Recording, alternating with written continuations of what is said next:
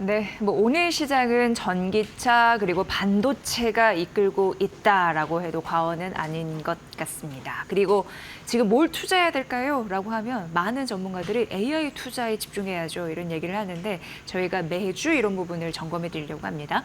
제 옆에 김장렬 유니스토리 자산운용 투자전략본부장 나와 계십니다. 어서 오십시오. 네, 안녕하십니까. 네. 네, 반갑습니다. 이거부터 좀 얘기를 해드려야 될 것 같습니다.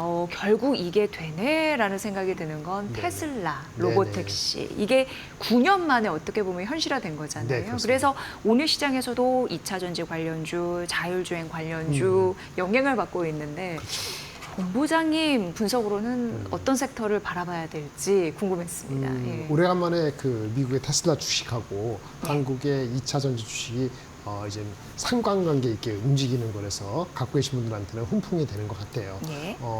실적적으로는 그 테슬라하고의 상관관계는 롱텀으로 보셔야 되고 단기적으로는 상관관계 과거보다는 낮아졌다는 건 또 현실이긴 합니다. 네. 그래서 오늘 또는 지금 전체적으로 시장 자체에 금리 인하 기대감, 미국의 그다음 대한민국의 유동성에 대한 기대감이 있기 때문에 트레이딩을 하시는 것 자체는 뭐 크게 문제가 없어 보이긴 합니다. 그런데 이렇게 말씀을 드릴게요. 테슬라 주가가 과연 어디까지 갈 것인가를 안 갖고 계셔도 가늠은 하셔야 될 것 같아요. 제가 말씀드린 것 같은데 그 자율주행차의 보급 속도가 얼마나 빠를 거냐가 관건인데 결론적으로 말씀드리면 약 10명 중에 한 4명 정도가 자율주행 그러니까 로보택시죠. 로보택시를 이용하는 그런 패턴으로 간다라고 얼마 만에 한 5년 만에 그렇게 본다면 그런 궤적에서는 한 300불 후반 400불 가까이 도전할 수 있는 그림은 그려진다 이렇게 말씀을 드릴 수 있겠고요.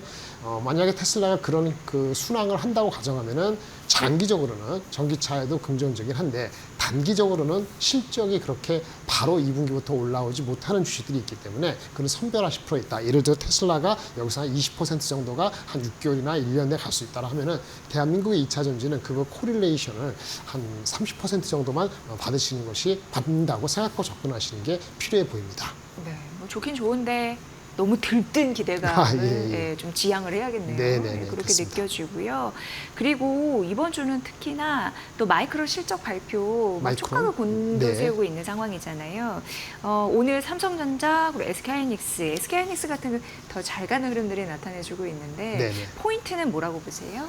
일단은 마이크론은 5월달까지 분기 실적입니다. 3, 4, 5월달. 얘네들이 그게 3, 4분기 실적으로 나오는데요. 매출 숫자가 90억 달러 앞자리가 9자가 보이면 참 좋을 것 같아요. 네. 가이던스를 86에서 90억을 줬기 때문에 90억 달러 줬기 때문에 가이던스의 상단을 향해서 나오면 일단 1차 합격입니다. 그리고 이제 이제 다음 분기 6, 7, 8월 달에 대한 매출 가이던스가 시장보다 더 기대가 높아야 되는 게 두 번째 포인트고요.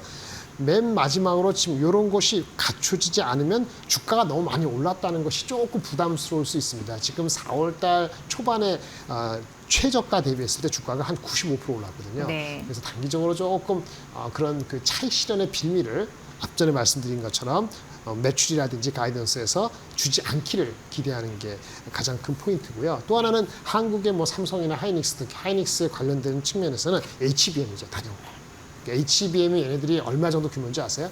삼성 하이닉스가 1등이잖아요. 하이닉스 규모의 약 25에서 30% 규모가 마이크론의 규모입니다.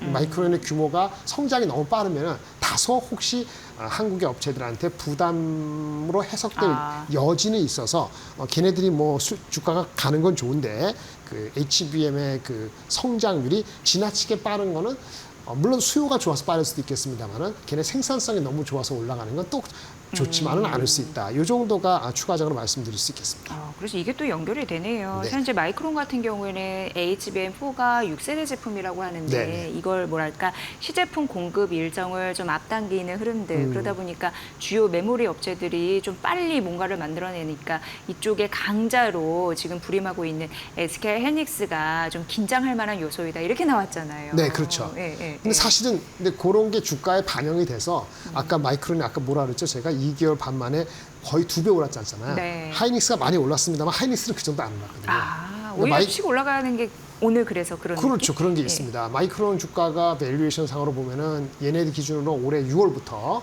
올해 9월부터 내년도 8월까지 26년도 기준인데요. PER이 한 11배에서 12배 가고 있어요. 네. 근데 대한민국은 지금 6배 정도에서 헤매고 있거든요. 그러니까 거의 반밖에 안 되는 거죠. 오늘 올라도 7배가 안 되니까 아직은 7배도 안 되는 우리는 PER이고 얘네들이 이미 12배를 향해 가고 있다는 측면에서 사실은 좀 억울한 측면이 있죠. 그래서 그런 거가 갭이 좁혀진다. 우리가 따라가는 거죠. 그렇게 되기를 바라는 건데 HBM에서 마이크론이 뭐 시제품을 앞당긴다고 했습니다만 그렇다고 하이닉스가 뒤지는 건 아니에요. 예. 하이닉스나 마이크론은 둘 다 HBM4 내년을 위한 건데 아마 9월 전후로 콜이 돼서 아마 4분기 중에 일부 실제 그 테스트 프로덕션이 들어갈 것으로 보여지는 비슷한 양상으로 보시면 되겠습니다. 네. 오늘 SK하이닉스가 8% 이상 급등한다고 네, 그러죠? 네, 그렇습니다. 28만 원 선을 넘어섰습니다. 네. 앞서서 마이크론 시원하게 좀 올랐다라고 말씀하셨는데 그거에 비해서 SK하이닉스 덜 갔다라고 표현할 수 있는 거잖아요. 맞습니다. 예. 30만 뉴스 코앞인데 30만 기대감을 원이었죠. 더 2만 원이니까 얼마입니까? 6, 8, 4, 8, 가져갈 수 있는지. 그렇죠. 얼마 안 예. 남았어요. 2%, 예. 6%밖에 안 남았잖아요. 6%면 오늘 같은 게 한 번 더 나오거나 한 예. 2, 3일 강하면은 바로 가는 거지 않습니까? 아까 말씀드린 것처럼 마이크론 얼마라고요? PER 한 11배, 12배. 우리는 지금 6배에서 7배를 향해 가고 있는 거예요. 7배 정도 주면은 28만 원입니다. 그리고 만약에 내년 거를 땡기면은 훨씬 싸지는 거죠. 그러면 이제 3자가 바뀌는 것도 그렇게 뭐 이상한 그 그림은 아니다라고 말씀을 드릴 수 있습니다. 네, 보유하신 분들은 너무 좋으실 것 같아요. 네, 30만 전자 닉스 이제 코앞이니까. 근데 그렇죠. 지금 신규 진입은 약간 그런 부담스러운 거죠. 뭐 좀 부담스러울 수 있는데요. 예. 눌림목이 주거나 이번에 마이크론 실적 나올 때 보시고 용기를 내실 수도 있겠죠. 어쨌든 그 업사이드는 마이크론에 대한 하이닉스에 대한 업사이드는 최근에 맥콜이라는 증권회사에서 과감히 높게 부른 게 36만 원이거든요. 예. 한국은 그보다 낮게 한 32만 원 정도가 최대 목표치이기 때문에 그 정도 감안해서 플레이하시기 바랍니다. 네, 삼성전자도 이제 6만 원 선 넘어가는 흐름들이 네. 나타나고 있어요. 그렇습니다. 빨리 좀 부지런히 가야 되는데 앞서서 저희가 잠시 오프닝에서 언급해드렸는데 4분기 디램 시장에서 네네. 다시 한번 SK하이닉스를 좀 밟고 4분기 치료 밟고 좀 디램 시장 좀 강자로 다시 좀 탈환할 수 있다라는 가능성이 언급되고 있어요. 수요도 늘면서 가격도 좀 비싸지니까 네네. 그런 부분을 좀 실적이 붙지 않겠느냐라는 부분입니다. 왜 범용 디램 같은 경우에는 PC 모바일 얘기하는 거잖아요. 네, 그렇죠. 맞습니다. 그래서 HBM과는 좀 시장이 다릅니다. 이런 흐름에서는 어떻게 보세요? 삼성전자 이제 6만 원 선까지는 되찾았는데. 그러니까 HBM의 네. 비중이 삼성보다는 하이닉스가 좀 높죠. 그러니까 하이닉스 삼성전자가 만약에 치고 올라오면은 내년도 그림이 좀 달라질 수 있는 여지는 있는데 현재는 당장의 실적에는 아까 말씀하신 레거시 제품에 대한 실적인데 나쁘진 않아요. 그런데 레거시에 대한 수요가 중국발 수요이기 때문에 이게 또 관세 전후로 해가지고 어떻게 변할지 모른다는 약간의 그 불확실성이 없지는 않습니다. 그래서 삼성전자는 아마도 이 6만 원 안착 내지는 그 전고점을 돌파하려면은 3분기 실적에 대한 기대치가 2분기 기대가 없거든요. 2분기는 1분기보다 실적이 더 안 좋다고 합니다. 안 좋아요.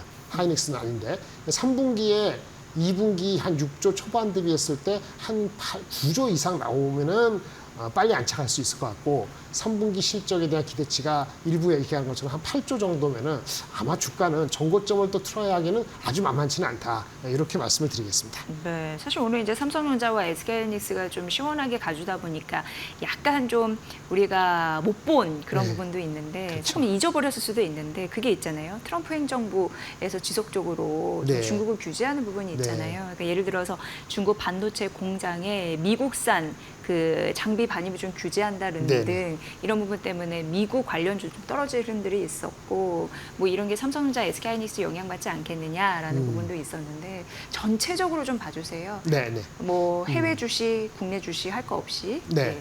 일단은 어저께보다 그저께 얘기죠. 중국의 반도체 공장들이 있는 게 삼성도 있고 하이닉스도 있고 뭐 또 누가 있습니까? TSMC도 있고 네. 다 있습니다. 자기네가 그 공장을 계속 가동하려면 주기적으로 업그레이드 시켜줘야 되거든요. 근데 반도체 장비도 업그레이드 해야 되는데 미국에서 여태까지는 놔줬는데 그 뭐 한국이나 삼성 TSMC가 중국에서 파는 중국에 생산하는 제품에 대해서 장비를 바꾸는 데서 그 일일이 허가 받고 안 했는데 이걸 일일이 허가로 바꿀지도 모르겠다 바꾸는 게 어떠냐라고 얘기가 나왔다는 거예요. 첫 번째 이게 아직 파이널라이즈 되지 않았어요. 각 부서마다 확정된 게 아니라는 거. 하지만 그런 우려가 생겼죠. 그렇게 되면은 그것이 만약 파이널라이즈 되면은 뭐 그 TSMC도 그렇고 삼성도 그렇고 하이닉스도 그렇고 중국에 있는 공장에서의 출하량의 비중만큼 영향이 불가피하죠. 그래서 어저께 삼성전자가 그 영향을 받았던 거고 하이닉스는 다른 이슈 때문에 좀 올라갔던 거거든요. 네.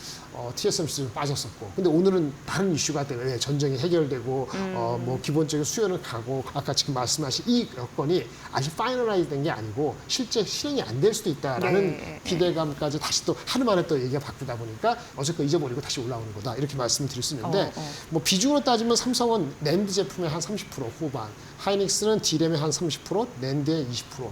TSMC는 비중은 작습니다. 거기는 레거시 제품이니까 그 정도 임팩트인데 실행이 안 될 수 있다고 하니까 일단 잠깐 저평도 다 되고 실행이 된다고 하면은 다시 네거티브하게 반응할 겁니다. 이거 좀 지켜보셔야 될 것 같습니다. 네.